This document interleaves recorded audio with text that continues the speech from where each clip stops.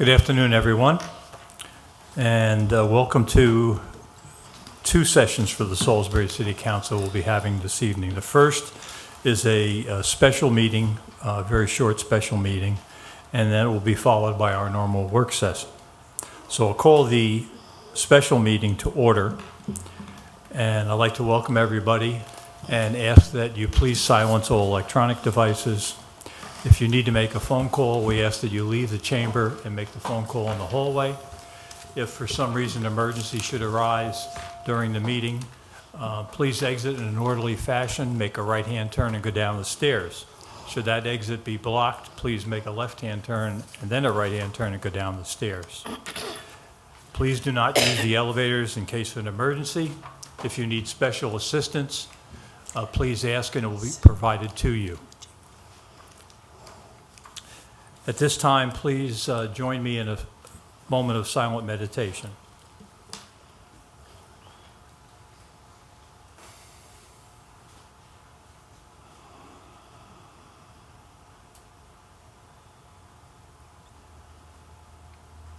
Thank you. Please rise now and join me in the Pledge of Allegiance to the flag.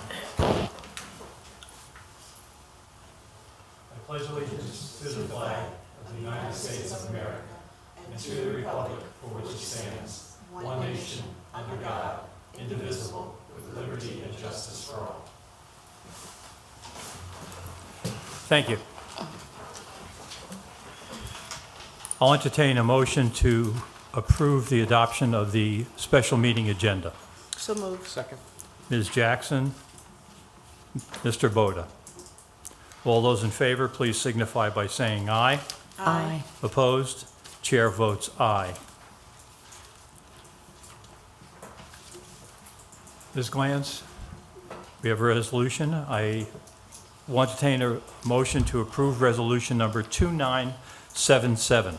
So moved. Second. Mr. Boda, Ms. Jackson, Ms. Glantz.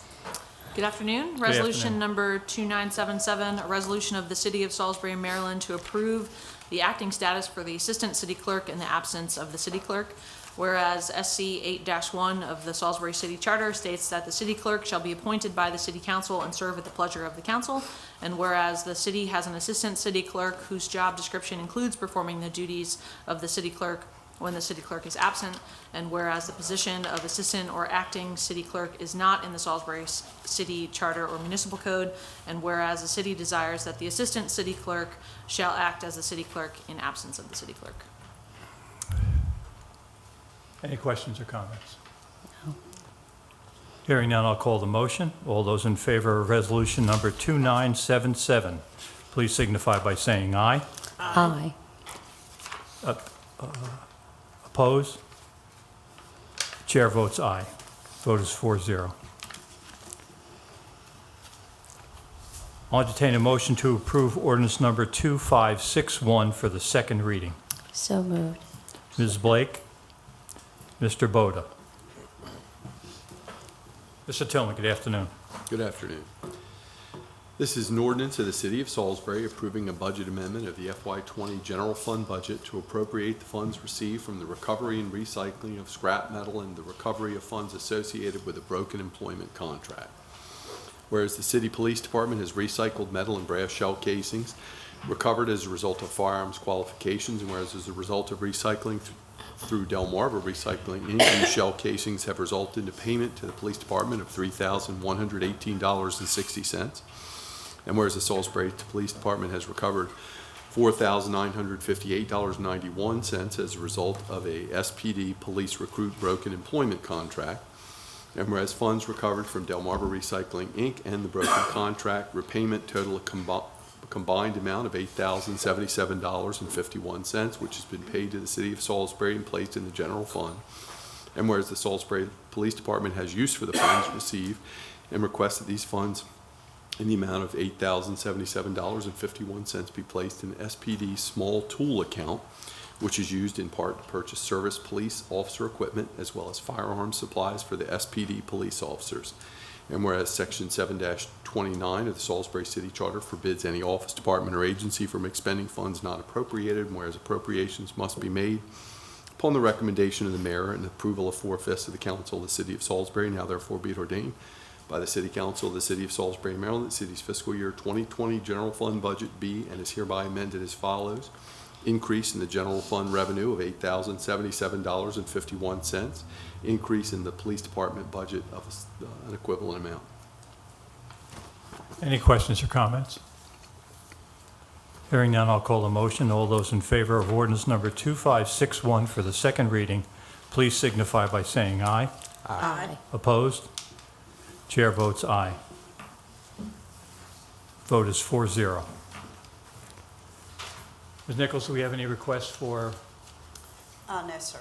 No. Not for the special meeting. okay. Anything else for the good of the order? In that case, we are adjourned. Good afternoon, everyone. Now we're going to go into the work session. And we have quite a few items on the work session, but we'll move through them as expeditiously as possible. First up is a healthy water briefing. Mr. Alan Gerard, Chesapeake Bay Foundation, and Tom Lee, Regional Watershed Service Manager. Come on up.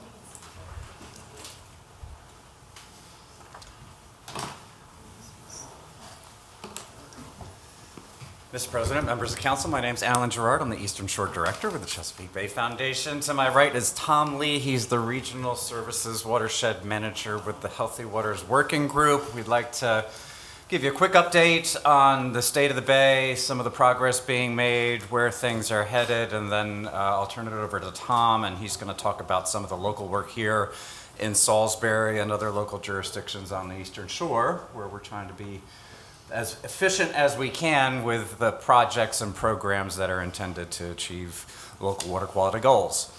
With all the rain last year and over the winter, it's no surprise that we have been seeing some low oxygen dead zones this past summer. I've been reading about that in the paper. DNR just published some data this week confirming that low oxygen dead zones have been a bit larger than normal this past year due to the nitrogen, phosphorus, and sediment that's being washed off the land with that rainfall into local rivers and streams in the Chesapeake Bay.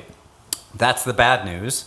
The good news is that over the long term, we've been seeing those low oxygen dead zones shrink in size. There's data that covers information over the last several decades that tells us that yes, low oxygen dead zones are getting smaller on average, and that progress is not by accident.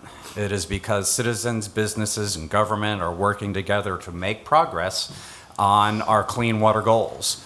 Salisbury is a part of that commitment. The state of Maryland joins its neighboring states that drain to the Chesapeake, and all are committed to making this progress. And it all happens under what we call the Chesapeake Clean Water Blueprint. It's the bipartisan, science-based plan to get the Bay off the federal dirty waters list. All the 6 states are engaged. There is a scientific water quality standard that is set for the Bay, and the states working in partnership with the Environmental Protection Agency are collaborating to meet those standards with what they call watershed implementation plans, or these WIPs that you've been hearing about. Maryland actually just submitted its 3rd phase of the WIP. This is a program that began in 2010. The goal is to try and have all the policies and programs in place by 2025 to meet those water quality standards. And there's been a couple phases of work. The 3rd phase is to get us from now over the finish line with those policies and programs. As I said, Maryland just finished theirs. I think they sent it up to EPA towards the end of August. And it really relies on wastewater treatment plant upgrades to carry us up into the finish line, also continuing investment in agricultural practices. That is a start from our view. Where the plan falls short from our perspective is that there is not sufficient investment in the stormwater sector. I know the city of Salisbury is investing significantly in the stormwater sector, and that is critically important because the state of Maryland has been looking back at their investment, and going forward, they expect to invest only about half as much as they've invested in the last 8 years. So it's really important as the gains are made from the wastewater sector and the agriculture sector, and we achieve the 2025 target, that target stays achieved out into the future. And that's why really investing in stormwater now, which can be challenging and expensive, is important to prepare us for that 2025 target and make sure all sectors are pulling their weight going forward. In the agriculture sector in Maryland, there's a lot of reliance on annual practices like cover crops, other practices that require repeated investment year after year. I think the state of Maryland invests around $22 million of taxpayer dollars in the agriculture sector on cover crops. Going forward, it's important to make sure we are being efficient with our resources as we possibly can.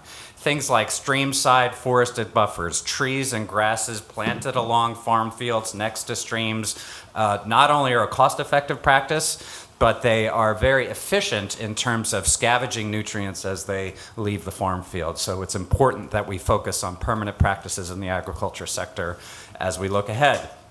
What about our neighboring states? I get a lot of questions about what about Pennsylvania? Susquehanna River drains about half of the state. It contributes about half of the fresh water to the Chesapeake Bay. So it's a significant area that needs focus and attention.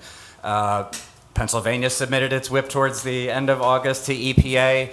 It is about 27% short of the target that it needs to reach. It is about $320 million short in terms of committed, dedicated investment to achieve its water quality target. Clearly more work to be done in Pennsylvania, a lot of it in the agriculture sector. The Bay Foundation is very clear on our position on Pennsylvania. Get more resources to the state from the federal government, the state, and others to ensure that agriculture pulls its weight in Pennsylvania and ensure that the partnership applies pressure to make sure any state, whether it's Pennsylvania or the other states that drain to the Chesapeake, are doing their fair share. EPA has said there will be consequences for failure to make progress on water quality goals, and it's important that whether it's Pennsylvania or other Bay states, that when there's commitments made in the watershed implementation plan or commitments don't go far enough to make sure that we're making progress, that the EPA impose consequences on those actors that aren't pulling their fair share. Just a couple final points. One is, when it comes to local water quality in the Wicomico River and the Pocomoke River here in Wicomico County, what's going on with Pennsylvania and the Conowingo Dam, none of that has an impact on local water quality here in Wicomico County. It's important to be investing locally in policies and programs and projects that are going to address local impairments. By investing in those projects, we are also doing our part towards the Chesapeake Bay cleanup effort. And I want to turn it over to Tom now so he can elaborate a little bit more about what some local investments have been here locally and where we're headed with the Healthy Waters Working Group and Salisbury's partnership in that project. Good afternoon, Mr. Mayor, members of the council. My name is Tom Lee, and I am your circuit rider for the Healthy Waters Working Group.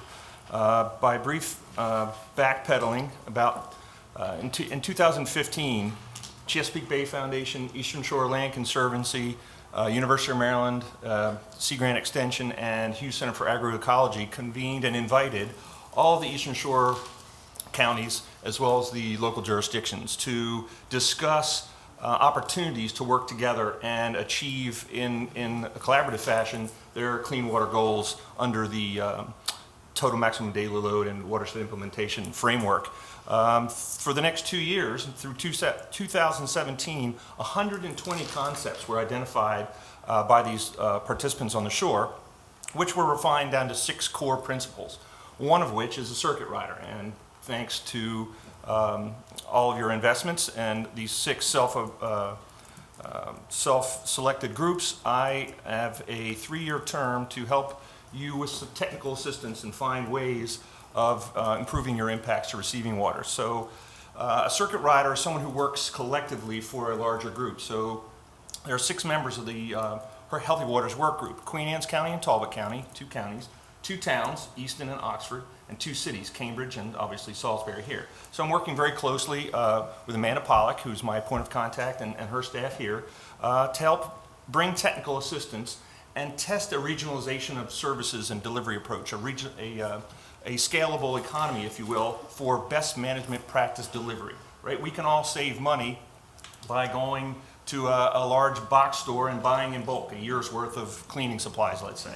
can we apply that same principle to buying trees and putting them in the ground to accelerate the delivery of best management practices? Can we, instead of each of those 6 jurisdictions I listed, running a bid process and administratively handling that, why can't we do that one time? Run it out to one contractor, buy trees in bulk, have them delivered in bulk, and find efficiencies in government through this sort of aggregation of services and bundling of potential projects. So what I have done for the first about 6-9 months of my employment is go through the jurisdictional existing studies, watershed resources, engineering plans, whatever resources were already on the shelf, and look for commonalities that perhaps 5 or 6 of those jurisdictions all shared in common. Therefore, we could test this delivery of services model. At the end of that, what the goal was to go put that fund and those projects in front of the Department of Natural Resources. There's a trust fund that helps pay for projects in the state to help improve water quality. That was a $1 million, $400,000 request out of those 6 jurisdictions, everything from trees, bioretention areas, and ditch rehabilitations. Unfortunately, that application was declined. However, the next day, Department of Natural Resources staff reached out to me and said, wow, you really put a lot in front of us. It's a lot more than we are comfortable handling at this stage. What we'd like to do is work with you to refine that application and invite you to come back in next year. Well, next year is right around the corner, and what DNR has suggested is we work on one project at a time and get the others on a train to implementation. So what I've proposed for the working group is to do trees this first year, right? Not very infrastructure heavy. It's relatively easy, not a lot of permits in the jurisdictional rights of way in parks, on county property, etc. And so we plan on resubmitting that at the end of this year, if not beginning of next year, whenever the deadline for that is proposed. I've also, working again with Amanda and her team, have, as a progressional delivery, you'll remember the last time I was here was about 9 months ago, requesting your approval for investing in a Chesapeake Bay Trust grant program. That's the staff and the folks in Annapolis that manage the Chesapeake Bay Plate income. Salisbury invested in that program to the tune of $50,000, and they were essentially allowing or requesting, if you will, Chesapeake Bay Trust to solicit programs here locally to pay for Salisbury's stormwater utility investment. So all of that $50,000 stays in Salisbury. Just the Bay Trust, with their expansive networks and such, we're soliciting local groups to do some of the smaller ancillary projects that may not be on Ms. Pollack's radar, such as your Main Street greening, a very large scale type of project. So I'm happy to report that this is year 1, and this is a phenomenal response. Actually, I was an employee there not too long ago at the Bay Trust. They received 5 applications for almost $90,000 worth of input from projects, which obviously far exceeded your $50,000. That being said, and I can't speak to what is being funded because it's not yet public, but if you'll recall, one of the major selling points of this for Amanda and the city and the mayor and staff were that if that cap were exceeded, your investment were exceeded, and those applications scored well, then the Chesapeake Bay Trust may pick up that exceedance. So it's certainly a wise opportunity, and I think a justifiable hypothesis that you will probably see an increase in your $50,000 investment in projects because of that sheer number of applications, almost double what you've invested, which for a first-year program is phenomenal. Usually it takes a year or 2 for that sort of news to percolate and ideas to sort of mature to where they could come back into that grant program. So I would imagine that Amanda will be reporting that back to you when the Chesapeake Bay Trust Board actually votes on that. I'll let her speak to that. She's probably more familiar with that exact date, but I would imagine you'll be more than pleased with what comes out of that, having been part of that process. Secondly, there was cash that was part of my grant program. It was very unique, right? Chesapeake Bay Foundation. My employer is a pass-through and the applicant, but we have obviously local investment in towns and cities, county jurisdictional investment in the 2 counties I mentioned. There's state investment. MDE put in $150,000 into my grant program, and NIFWIF then doubled that. And as part of that grant pool bucket of money, if you will, wouldn't that be nice to have a bucket of money? Some of that is dedicated as cash to help put projects in the ground or finish bring to completion existing projects or plans. So speaking again with Amanda and Ms. Pollock and her staff, we're looking into finishing some partial design engineering plans that she has, bringing them to a greater degree of completion, if not to full completion. We're working on putting out an RFP, a request for proposals, for helping Salisbury develop a tree canopy study, so that that information can be used to drive and determine and direct where trees should be removed, taken place, or replaced and replanted and afforested throughout the city, again, to reach your stormwater goals and reduce your loadings. So I look forward to working with Amanda and her team, and the GIS staff here has been very helpful in moving forward, and I'm happy to answer any questions should you have any. I was speaking with Julia, just one final comment, that we do have agendas, hopefully in your packets, on the Healthy Waters briefing and boat trip. So let me make sure I fill you in on that. Okay. And the big thing here is there's two agendas that look nearly identical. The only difference is one program starts at 9:30, Yeah. the other one starts at 11:45. So we have jurisdictions, all 6 that Tom works with are invited, cities, towns, counties that are part of the Healthy Waters Working Group. We also have a collaborative called the Envision the Chop Tank Partnership, and we're inviting cities, town, counties within the Chop Tank watershed to join us as well. So I think there were 13 local jurisdictions invited. The trip starts and ends in Oxford on October 25th. What I'm asking is if you can, I believe the RSVP deadline is next Wednesday. That might be October 16th, if I have that right. Please let me know if you're planning to come so we can get a good head count for the boat. And let me know whether you want to do the Group 1 program at 9:30 or the Group 2 program at 11:45. A couple options for you to join us there. Be with your colleagues, get out on the water, see some of the results of the work that's happening, and we're also going to have a little bit of land tour and some speaking and lunch indoors as part of the day as well. I'm in group 1 if anybody wants to carpool or be on the fun boat. I'm in group 2. Ms. Blake is ours. May not be the funnest boat, but I'll be there. They're both going to be good. Don't worry Yeah. about that. Any questions from the council?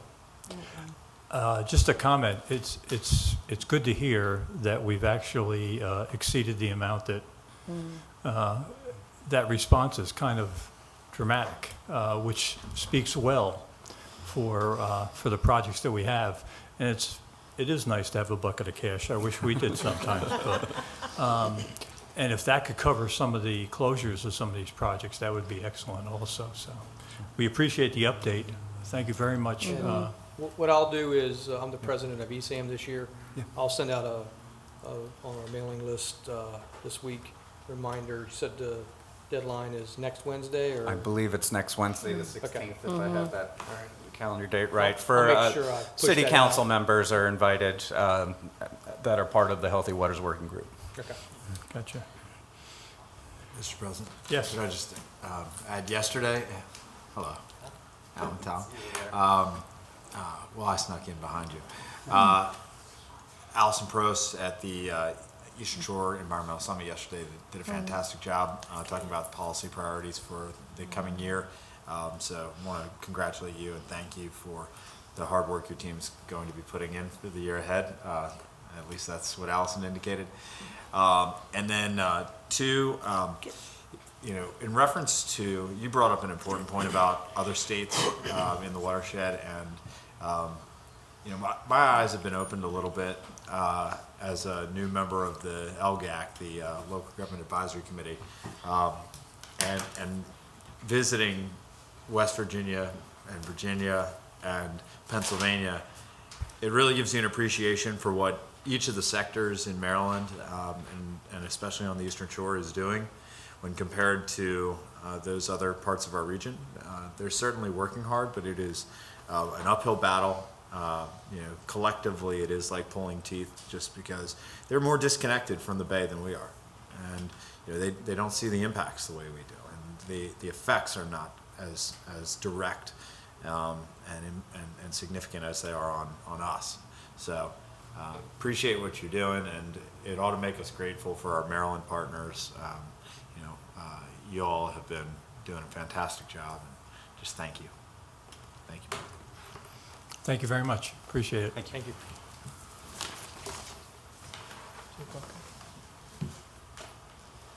Okay.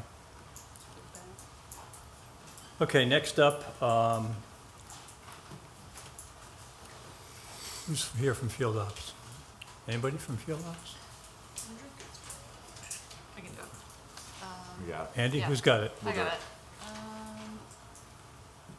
just lost a page though.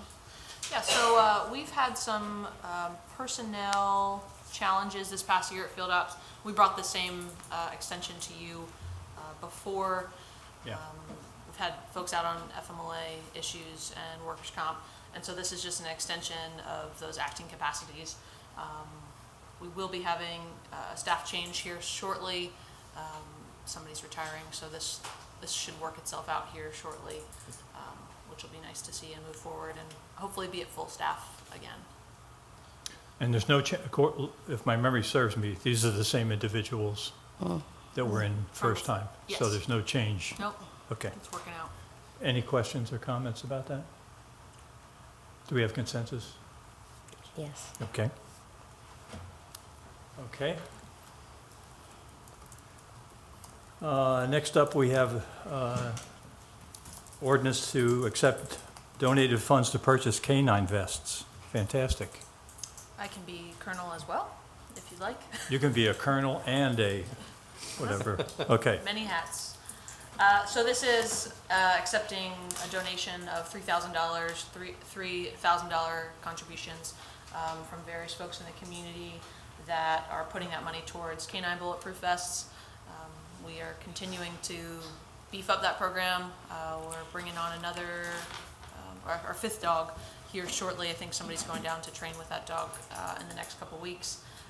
But you know, these officers go into the same situation as our two-legged officers, so we want to make sure that they're prepared and safe in any situation. So very appreciative to those folks that are donating their funds.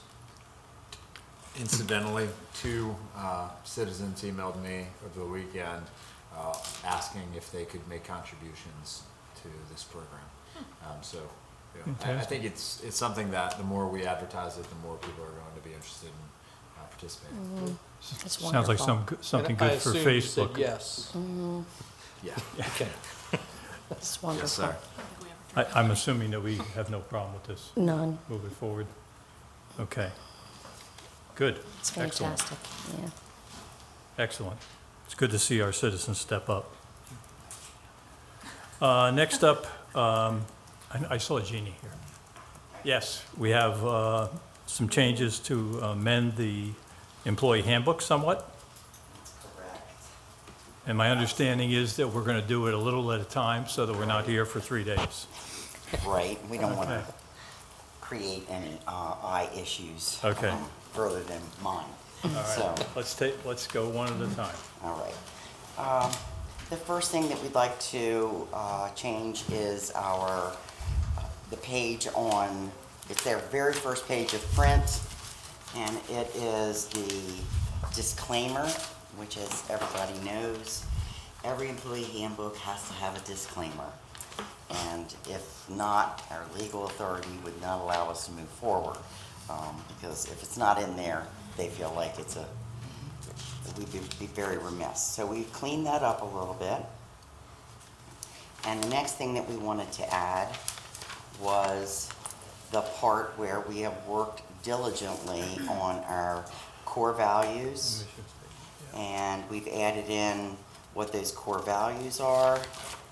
We've also added in further information about all those things that go in with it. Accountability, continuous improvement, diversity, environmental, ethics, respect, integrity, and safety, and teamwork and trust, and our vision statement. Those are all very important things that we have worked on since the day that Jake Day became our mayor. And we have worked very diligently to educate our staff, to move them forward, to buy in and be participants and good stewards when it comes to this type of information. And so we think that it's about time that we put it in print and put it out there. Further, we want to move through into Chapter 1. And what we've done with Chapter 1 is we've basically removed some of the old verbiage that was there, brightened it up a bit, brought it in into line with where we feel we are at this point in time. We also did a meeting, several meetings with our Human Relations Committee group, Human Rights Advisory. Human Rights Advisory, and a group put together a up-to-date, very inclusive EEO statement. And we've added that here as well. It's already, at this point in time, being used on our website, so we wanted to make it a uniform information for all the employees. Because sometimes they don't look at our website. They get the information pretty quick, so they may not look at all that good stuff. Then we've gone through and cleaned up some of the information regarding status, the employment understanding, probation periods. Because we have different probation periods, we wanted to clarify those for individuals. The regular probation period is 6 months. If you're a police officer, a brand new graduate, you go into 18 months of field probation. And if you're a firefighter or EMS paramedic, then you would have a 1-year probationary period. So information as far as reinstatement, that stayed the same. Job assignments, again, we just cleaned it up a bit. And one of the things that we did also was to remove the word department head, the word head, and change it to department director. We felt that was more congruent with what we're moving forward with. So the status information, all we really did was clean it up and explain it just a little bit better than what it had been previously. And the last section that we made changes to, it's actually the travel policy, which is not an HR policy, it is a finance policy. So we have little or no control over it, or when it gets updated, but we now have an intranet, the Salisbury intranet. So if you have a email address inside the city, you can actually go on and look at all of the policies that are there. And so this is a finance policy, and it's on the SBY intranet. So we felt like it took up a lot of space in the employee handbook for a situation that it's a finance policy that we have no control over, and we'd like for them to be able to have, you know. You gotta get closer to me. Oh, I gotta get closer, sorry. You would think my booming voice, you'd be able to hear it from sitting in the back of the room. So that's the one thing we did want to remove. Because a lot of this stuff changes and we just don't know, and it's often that it changes. And so we would like to just leave it to them to handle it on the SBY intranet. And that's the basic end of the changes for our disclaimer and chapters 1 and 2. Just a question, with the changes, I mean, you look at them, you read them once or you read them twice. Is there going to be because by the time we finish this, there's going to be a tremendous amount of changes when you go through this, right? When you go through the whole, right? How are the people going to be made aware of those changes, other than just saying it's on the intranet? Are we going to specifically highlight certain areas that EEO, for instance, those kinds of things that are mandated? Is there a program that we're going to use? Normally what I do is I put together the clean copy, Right. give it to the department directors, Yeah. and they have staff meetings, and they are to review that piece with their staff Okay. to show them what has changed. And they're usually pretty excited if there's something that's an update, not necessarily a change, but they like updates. Right. So So it's like a lunch bag session that the directors will have with their people. Okay. That's how we've been doing it, and Just- we will, My We've got other, plans, so. I think Mr. Boda knows what I'm gonna say. You're gonna have, once it's done, you're gonna have it reissued to every single employee, have them sign it to verify that they received it, or you're gonna hold it? Well, I think that's a fantastic idea, but I also think, you know, the idea that this is a staid, you know, immalleable, unchanging document that has to be done at some point and, you know, completed and then, you know, brought to council is something that, you know, I'm not 100% in agreement with, as we've discussed before. I think it should be more of a living document that, you know, can be updated regularly. The policies which have been, could be updated regularly. But we've asked that question, we've posed that question to council before, and council wanted to keep it we've agreed to as disagree on requiring a that. legislative act. We've agreed to disagree on Yeah, that. but I think what I'd say is what this does is highlight the point that, you know, looking at your handbook as something that can be done and complete is probably not an accurate representation of how complex a guiding document the employee handbook is. You know, it's rarely a tool that is used in punitive situations. It is more a tool that empowers the employees, and certainly one that just guides behavior, performance, expectations, things like that. You know, I don't think it's ever going to be done, but given the current process, we will finish it and bring it to you and ensure that everyone has clear communication. You know, the lunch and learn idea is a great one. It's something that we're working on an unrelated series in the coming months, but it's one that I think, you know, that's one way to put out the information that I think we'd be supportive of. Certainly signing to show you've received it, but we all know how that works. And, Yeah. you know, at the end of the Here, day, sign here. discussion is needed. Yeah. Open discussion is needed Yep. between employees and their supervisors. The one thing That's that what I would say, too. I would suggest is if you put it on a rotating, it is a living document, for sure. Yeah. If you did it on a rather than attacking the whole entire handbook, take a section, now you may look at it next year, the first one, and then just rotate them. That way you don't have this massive amount of work to do. The people don't have to listen to a massive amount of information, and you can do it on, I liken it to, now you're not gonna like it, turnout gear. You don't turn over all your turnout gear at one time.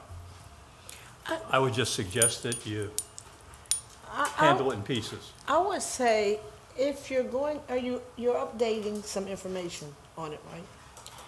My spin would be, I think the people should know, because there could be a conflict of interest, because if something is not explained to them or they don't see it, then they have an issue with something happens on their job or in their position, and they'll say, well, that's not what I saw before. This is something different. So I do think that they need to know, and that the mayor said, each department head should have that, make that decision on how they handle that as far as getting that information to their employees. But I think they should know that there has been an updated version of this. Oh, yeah. Yeah, there was. Yes. Yeah, I think the way we're doing this actually provides us a better opportunity to have a discussion about, because we're taking it in chunks instead of waiting till the end. Right. If that's how we do it, you know, when this passes in 2 weeks, you know, have a shorter meeting, but dive into the details on section 1 and 2 versus taking the whole thing in a half an hour and nobody's gonna Nobody's paying, remember it. right. yeah, they just Yep, get that look. I know the look well. Any other questions for Jean? It's a good thing to do, and Mayor, I agree with you 100%. It's got to be a working document, and a living document. 100%? All right, 95%. I heard that. I'd still, you know, Okay. okay. Moving on. Thank you, Jean. You're certainly Appreciate it. welcome. Thank We you. have consensus, I assume. right? Yes. Yes, okay. Have a good evening. Thank you very Same much. to you. Thank you. Okay, Mr. Bill Holland, Inspections Manager. We are going to talk about Maryland Building Performance Standards.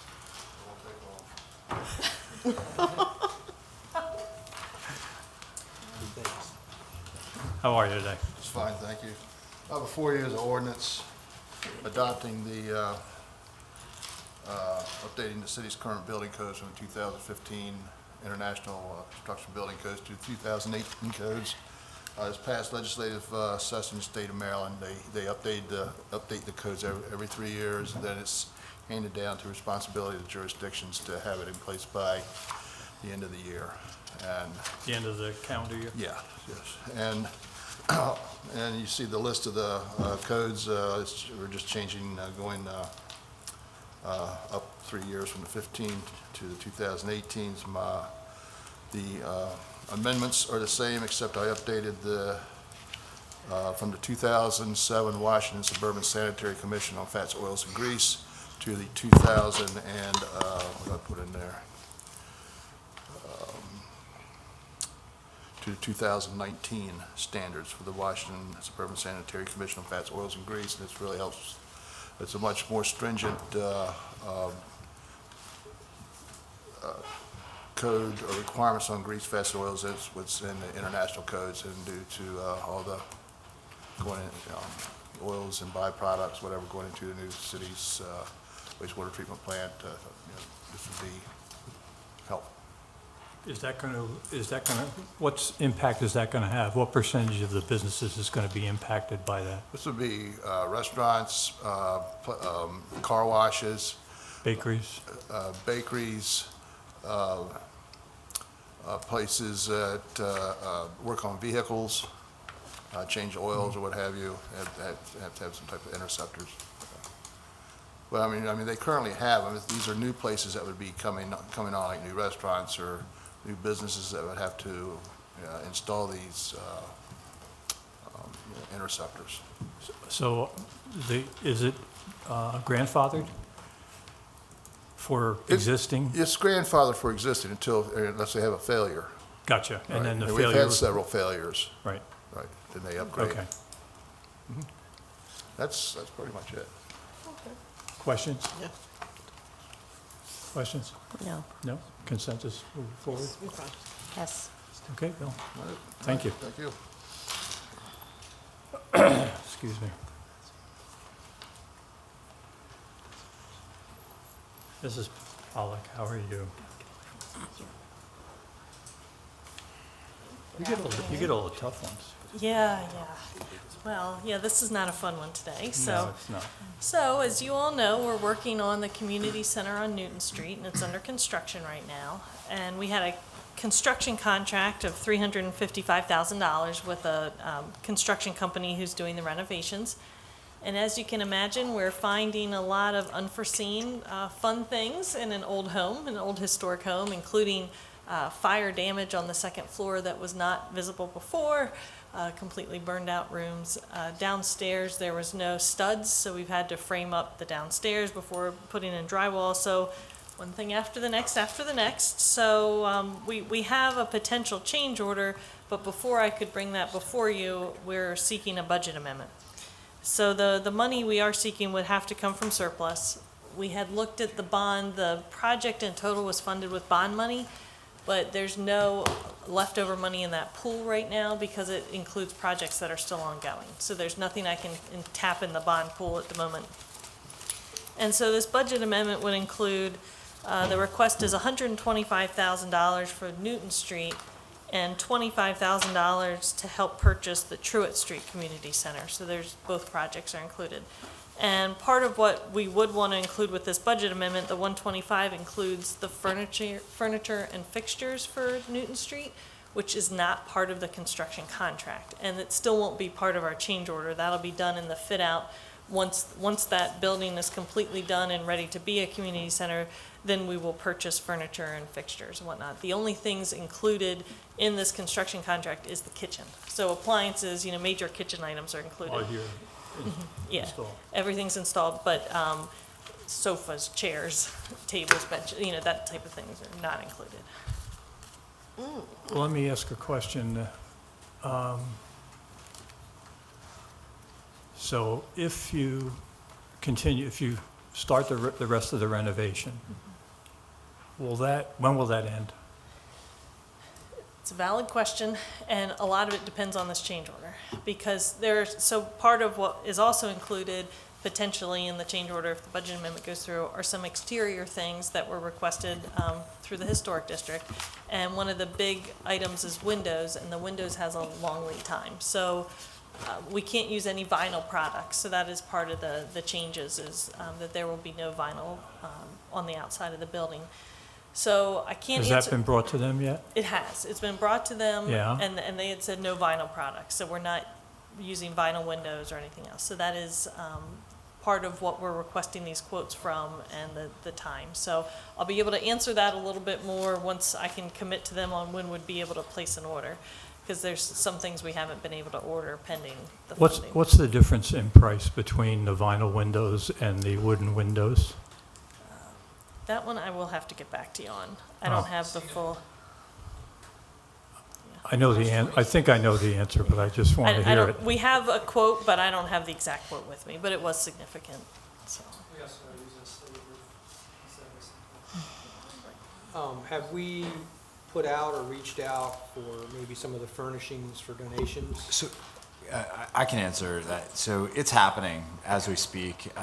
You know, I think this is the right approach right here. I mean, especially given, you know, the relatively recent, not very public, we haven't announced it yet, good news that our, you know, our unrestricted funds have surpassed our city targets. You know, once again, we added another $750,000 to surplus. You know, unexpectedly, savings continues to grow, and then we just completed the bond issue. And what's the total savings on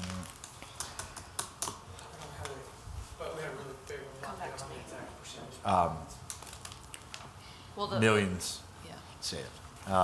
So, you know, this is a good investment of that money.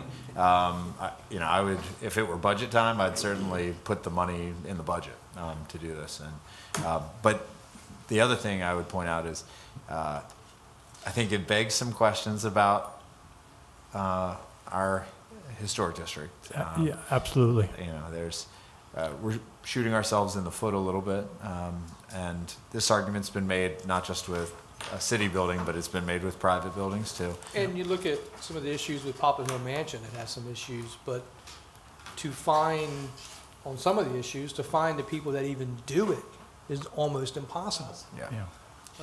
And you know, this is combining two efforts. This is also combining the Truett Street project. Right. You know, we are going to be able to save a lot of money in the long run. We need to own by that acquiring building. it. We Yes. need to own it, and we got the $100,000 bond bill from the state, and in order to spend that, we need to get the remainder. Now, we asked for $200,000 from the state, and we only received $100,000. We're very grateful for the $100,000. So, you know, we thought about doing more than this, putting a larger figure on it, but, you know, I was reminded today that we just got a $5,000 grant for computers for the building. We're continuing to apply for and get other grants and donations. We'll continue that. I think we'll end up fitting this thing out with room to spare, in which case I think we look at things that we didn't complete, you know, things that we set aside as to be a future phase, and maybe get those things done now. But we can get this thing operational if we... Okay. One more question. What? How much of the 150 is furnishings, other than the kitchen? Yes, and I think it was only about $25,000 that we budgeted for furnishings. So we had 125 for Newton Street, and of that, about 25,000 was for. So here's just, and you alluded to it. If it's going to take us till June to finish the renovations. And then the new year starts October 1st. Oh, Could we do the fit-out October 1st? in next, not October, July 1st, sorry. Could we do the fit out do next the budget fit-out year. in the next budget year? Now, I'm not equivalent, Mr. President, I think it'll be done in this winter. you think? Oh, yeah. Okay, that's a different story. Yeah, the windows were the longest leg of it, They- and we yeah. ordered them, We've right? already ordered. Well, it's a Or we're waiting for 12-week this. lead time, and they were still, every single opening's been different, so they've measured them all, they're triple checking, they were about to order them, so the windows are in the process of being ordered, but they were a long lead time. And it's just, again, it's an old building, and they're just checking everything twice, which is good. That's why I never bought an old building, but this was a good buy, so we need to finish. $30,000. We need to finish. 30? That's what we bought it for, so it was a good buy. Yeah, I'd say. Okay. Other questions? Consensus? Yeah, Yes? yeah. We have consensus. Thank you.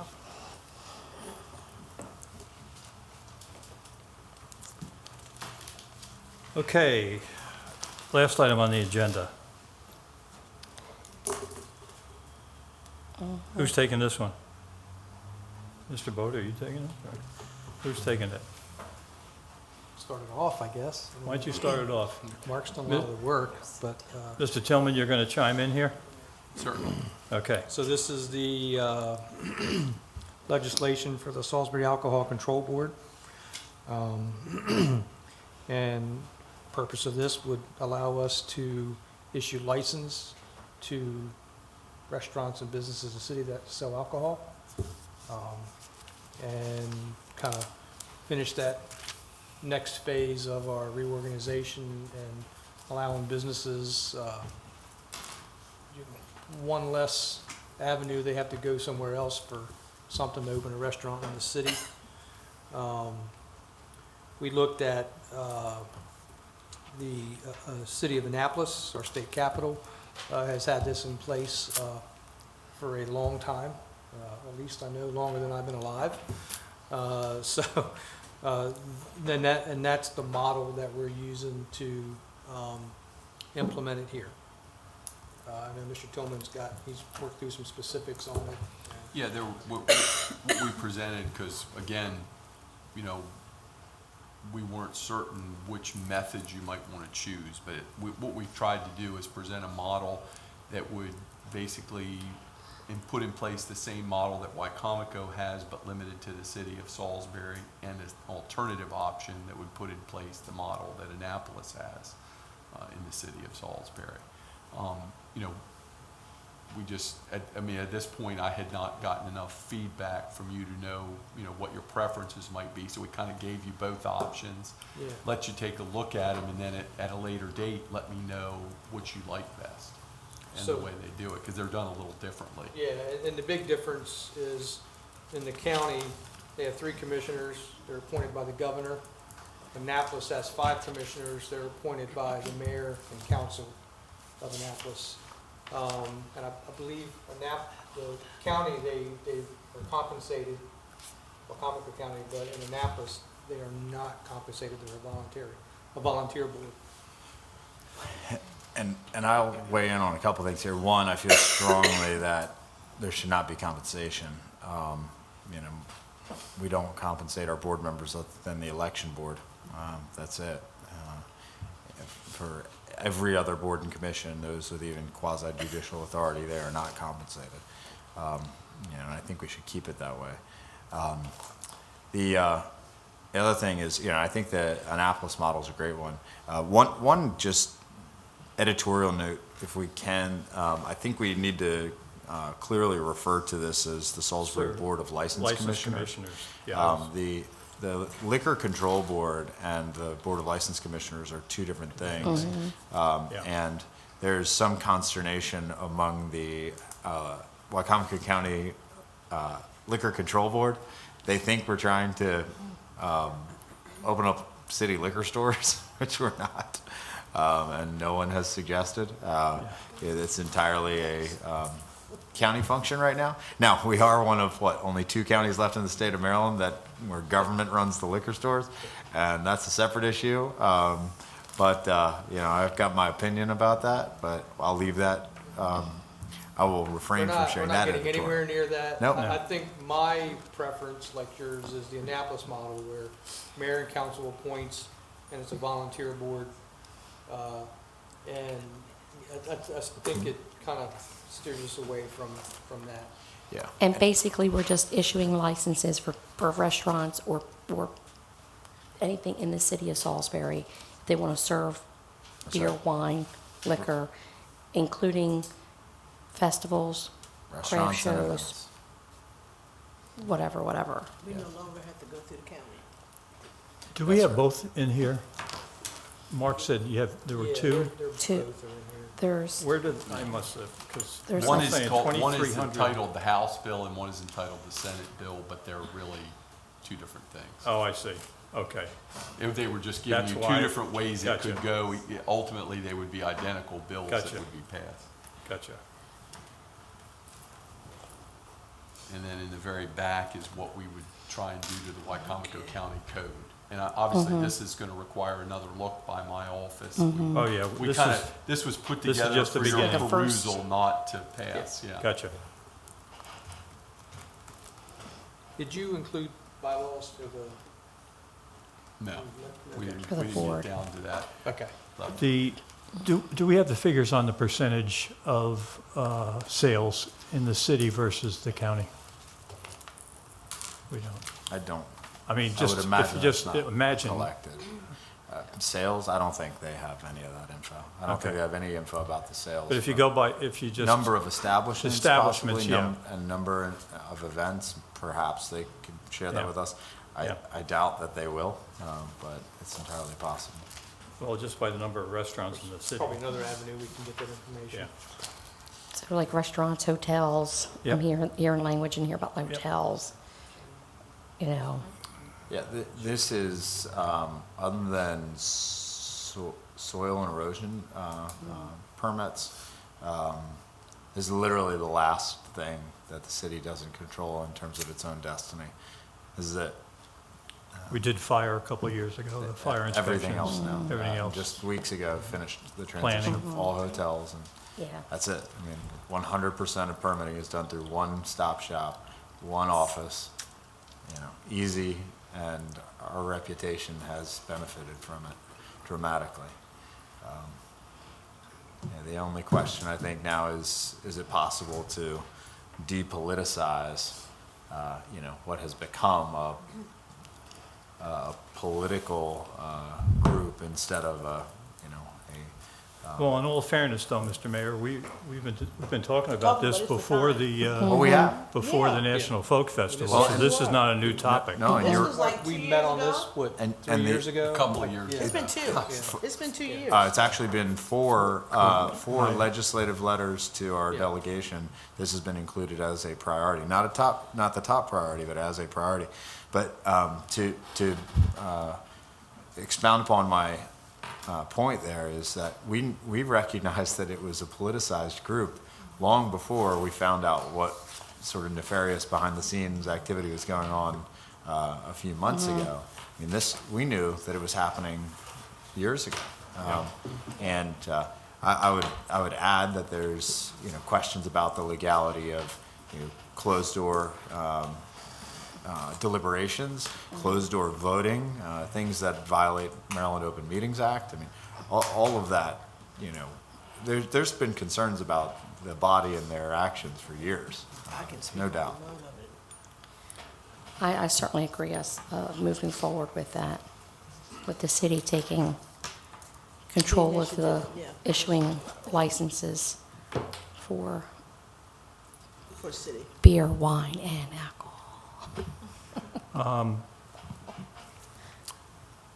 I would like to read this again. It's pretty lengthy.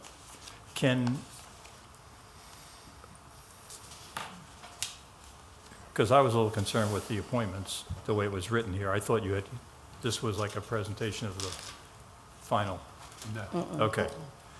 So I do agree with, the other thing that I saw on here, and one which it said that, or we said, we are going to say no salaries, no compensation, correct?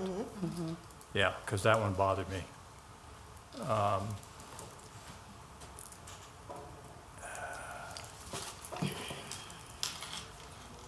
Appointment by the mayor and council? Or Well, appointment by the, We don't do appointments by mayor and council. I'm sure they don't either. It's appointments by the mayor and council. confirmed by the council? Yeah. Mark, does this talk about the city attorney sitting on this board in here? No, this has their own, well, the one There has might be a their own board, attorney. there might be a member of, a lawyer to advise the board, but not a member of the board. No, and there's not a lawyer that's a member of the board there, Okay. although sometimes it might appear that way. Yeah. Yeah. Well, I don't know that it needs to be independent. I think it would just need to be Right, and an they attorney would, selected by they the would city. require advice on legal matters and All the time. applications and license suspensions and things Yeah, I'm like sure that. that they have to have one available to. Somebody would have I Yeah. to don't think that's advise them. something we need to figure out. They may not have to attend every meeting, but. Do we have a sense for the Annapolis model as a base, as opposed to, the other one?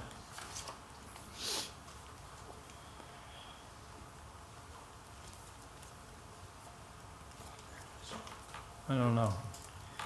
The first one is basically just a complete copy of the Wycomico model, Yeah, so, yeah. and which goes beyond anything that you are really interested Yeah.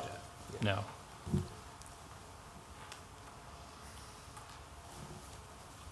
And the Annapolis one is the one that everybody has been sort of kicking around for a couple of years. Well, if you look at it, I mean, we don't have to reinvent the wheel if we don't have to. And it's working there, and I've spoken to people over there who say it's working well, so I don't have an issue with that model. I'd like to see it with,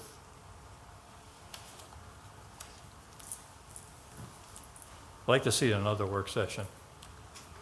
And we can go ahead and hone it. I would hone it Talk to down. you about it, Yeah. what your suggestions are, what you're looking for, and we can do that. Yeah. Well, we've had a couple of suggestions here, so Yeah. we can incorporate it. And then, because it's going to take a couple of times, I think, to get it right.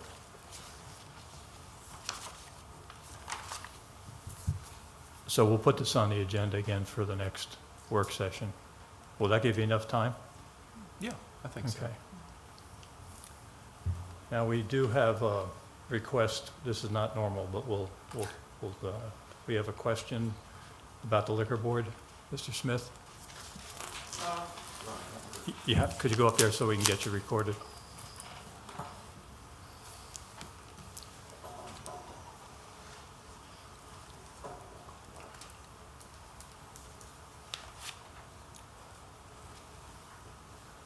First time I saw this was when I was sent the meeting agenda. And I guess I'm just confused as to why you want to open up another liquor control board over the one the county has. What is the big difference? I mean, what is the county doing something that? The same reasoning, I think I can answer the question. The same reasoning that we've done it for fire inspections, where it puts more of the onus on us in our own, creating our own destiny. Do you do fire inspections for the county too? No. Okay. So the county is going to release Salisbury from any licensing procedures, and they're not going to do anything anymore? In the city of Salisbury? Right. If this goes through, that's correct. Okay. They'll be They responsible don't for the do county. any licensing of any kind inside the city otherwise today. None. Okay. Have they been doing it before? not for years, not for many years. So who does the licensing for this kind of, for the? Just this. Who does? The county. Right. So they're going to relinquish their power. I should rephrase that. It's not the not. county. It is it uses the name Wycomico County. It is a state board. Oh, okay. So so nothing is really changing with regards to the county. Is that what you're saying? As far as their interference in licensing and rules and regulations, and boards, does their board The have city any? of, if this passes, the city of Salisbury would issue the license to restaurants and businesses that sell alcohol within city limits. Okay, as opposed to the county doing it now? Correct. So if you were gonna open a restaurant, you would go to one place to do all your paperwork, instead of having to go to multiple places to put an application in. And then everything would go before city boards and commissions, Okay. including the alcohol. Well, on the surface, that sounds logical, but what worries me is you're creating another bureaucracy and another cost on top of what the county might have to. No, the county, there wouldn't be any additional cost. What they would pay the county, they would, instead of paying them, they would pay the city for the license. Okay. It's not It's subsidized. not double, it's not like you're double dipping. Yeah. It's just that It's you're, fee-based. But the county is only going to make 15% on, I was with the Liquor Control Board in Worcester County, okay? So I've been through all this, but in a different way, because their goal was to get all of the restaurants wanted to buy directly from the wholesaler. This has nothing. This has nothing to do with the It's such a sale. whole This is all separate- restaurants and, yeah. Board We're of not- license. That was the point I was trying to make before. Board of License Commissioners and Liquor Control Board are two totally different things. Two different Two different things. Two things. different things. things. Okay.